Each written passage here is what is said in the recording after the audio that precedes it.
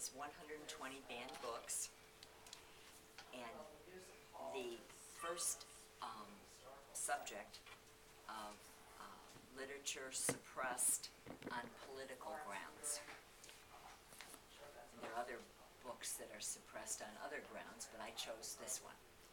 The phrase suppressed on political grounds casts a shadow of heavy-handed government blocking its citizens from receiving information, ideas, and opinions that it perceives to be critical, embarrassing, or threatening.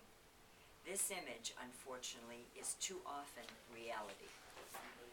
It is not, however, limited to historic dictatorships such as Hitler's Nazi Germany, Stalin's Communist Soviet Union, Suharto's Indonesia, Pinochet's Chile, and Ashba's Nigeria.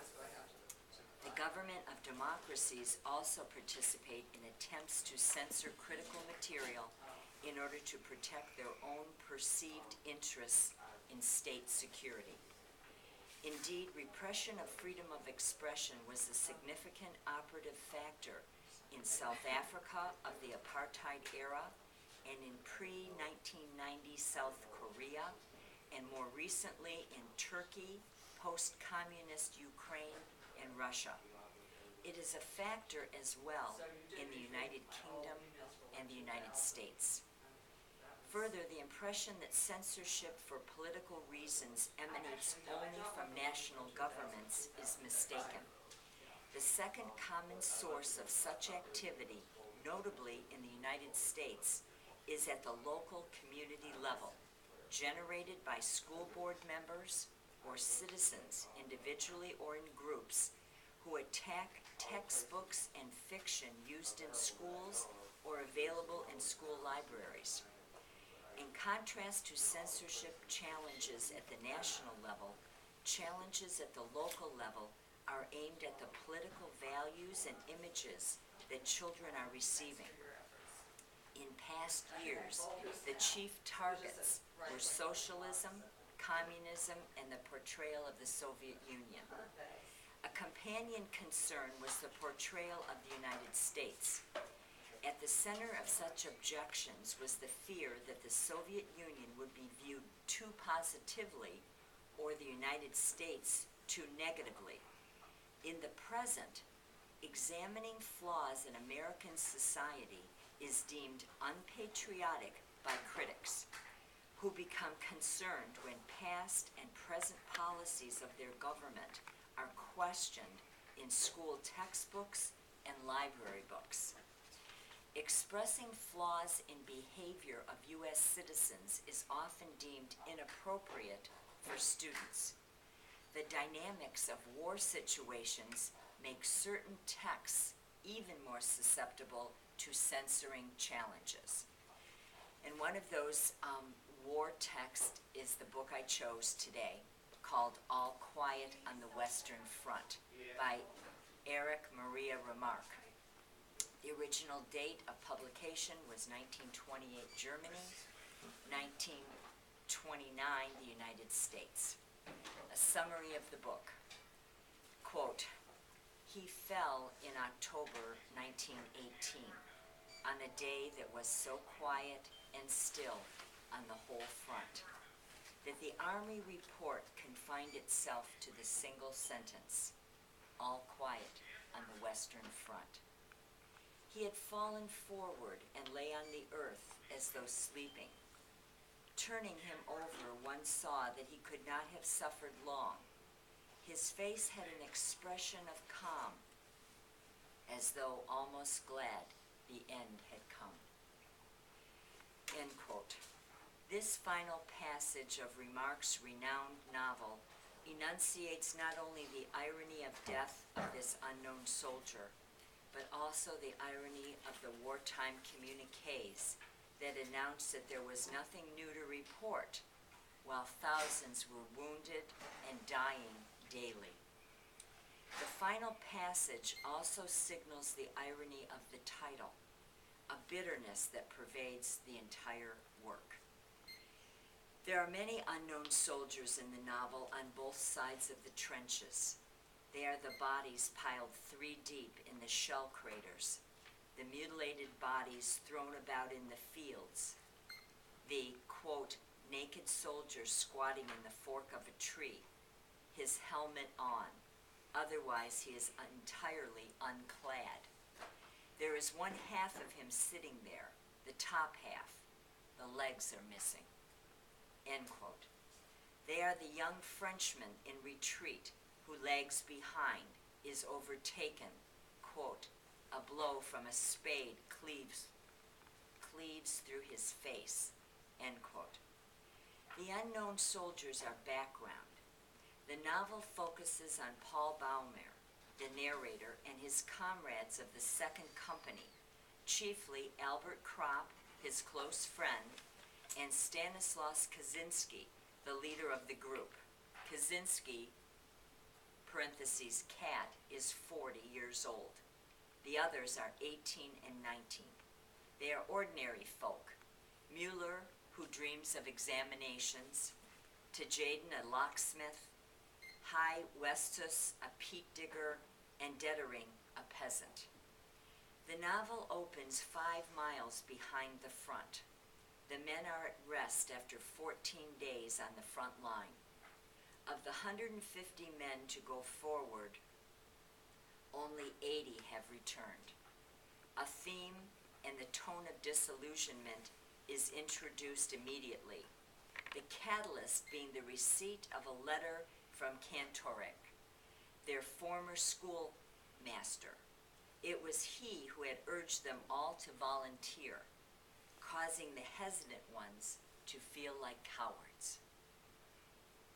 Quote, for us lads of 18, adults ought to have been mediators and guides to the world of maturity. In our hearts, we trusted them.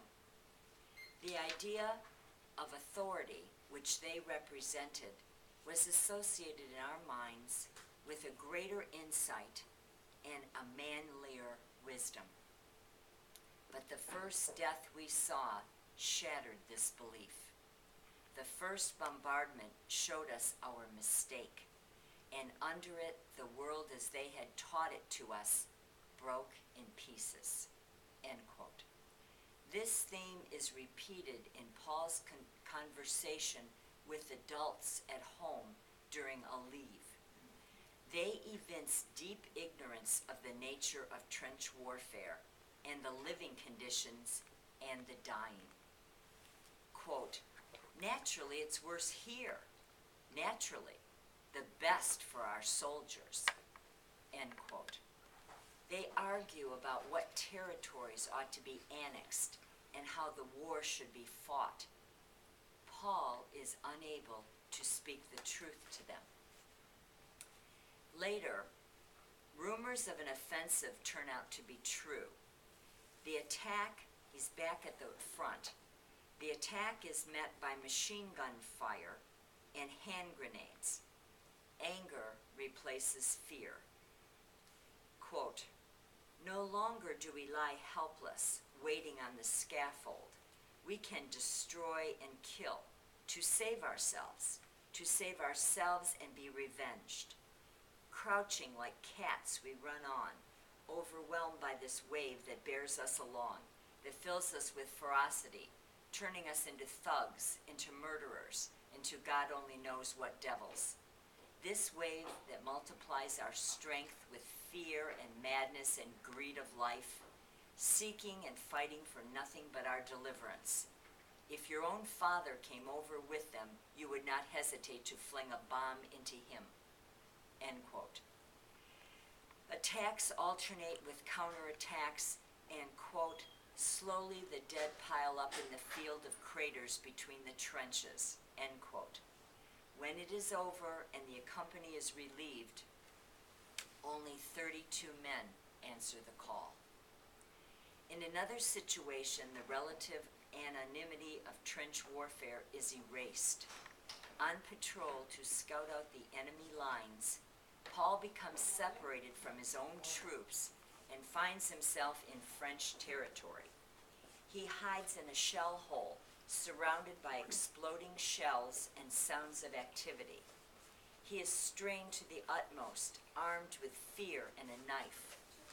When a body crashes in upon him, he automatically slashes at and then shares the shell hole with the dying Frenchman who has become a person.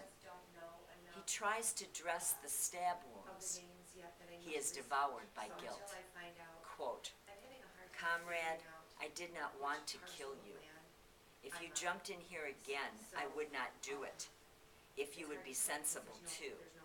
But you were only an idea to me before, an abstraction that lived in my mind and called forth its appropriate response. It was that abstraction I stabbed. But now, for the first time, I see you are a man like me. I thought of your hand grenades, of your bayonet, of your rifle. Now I see your wife and your face and our fellowship. Forgive me, comrade. We always see it too late." In the autumn, there is talk of peace and armistice. Paul meditates about the future. Quote, "And men will not understand us, for the generation that grew up before us, though it has passed these years with us here, already had a home and a calling. Now it will return to its old occupations, and the war will be forgotten. And the generation that has grown up after us will be strange to us and push us aside. We will be superfluous even to ourselves. We will grow older, a few will adapt themselves, some others will merely submit, and most will be bewildered. The years will pass by, and in the end, we shall fall into ruin." End quote. Censorship history. When All Quiet on the Western Front was issued in Germany in 1928, National Socialism, Nazism, was already a powerful political force. In the socio-political context a decade after the war, the novel generated a strong popular response, selling 600,000 copies before it was issued in the United States, but it also generated significant resentment. It affronted the National Socialists, who read it as slanderous to their ideals of home and fatherland. This resentment led to a political pamphleteering against it. It was banned in Germany in 1930. In 1933, all of Remarque's works were consigned to the infamous bonfires. On May 10th, the first large-scale demonstration occurred in front of the University of Berlin. Students gathered 25,000 volumes of Jewish authors. 40,000, quote, unenthusiastic, end quote, people watched. Similar demonstrations took place at other universities. In Munich, 5,000 children watched and participated in burning books labeled Marxist and un-German. Remarque, who had not been silenced by the violent attacks against his book, published in 1930 a sequel, The Road Back.